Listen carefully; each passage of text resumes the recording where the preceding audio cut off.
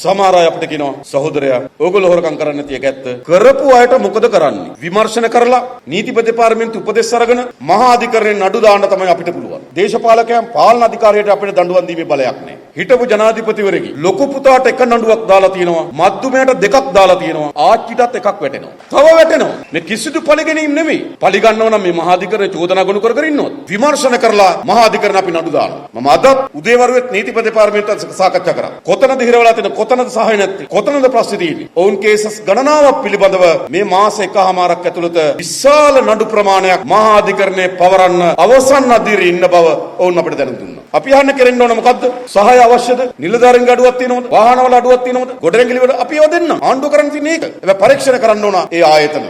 ඒ නිසා තමයි පොලිස්පතිවරයා අප ලබා දෙනකොට කොන්දේසි දානවා හිටපු කෙනා. ඒ කොන්දේසි කඩනවා. කැඩුවා විතර අධිකරණයට එන්න කියනවා. ශක්තිමත් මේ ආයතන වෙනද හැම වෙන්නේ.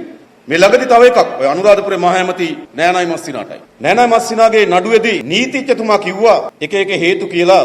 එයාගේ නීතිඥයා කිව්වා මෙයාට ලිහිල් දඬුවමක් දෙන්න කිව්වා. විනිසුරු අසුනේ ඉන්න විනිසුරුතුමා කිව්වා මේ වංචා දූෂණ හේතු කොටගෙන විශාල ආර්ථික කඩාවැටීමකට භාජනය වුණා. ඒකේ පීඩාවන් ජනතාව භුක්ති විඳා. ඒ නිසා මේ වගේ වරදවල් වලට ලිහිල් දඬුවම් නෙවෙයි උපරිම එක දෙන්න ඕන කිව්වා. ලක්ෂ 26යි අවුරුදු 16යි.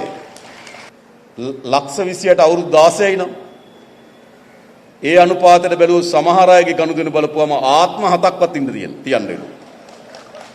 හරිද? ඒ තරම් අපේ රටේ ගොඩනැගෙන්න ඕන මතයක් මොකද්ද?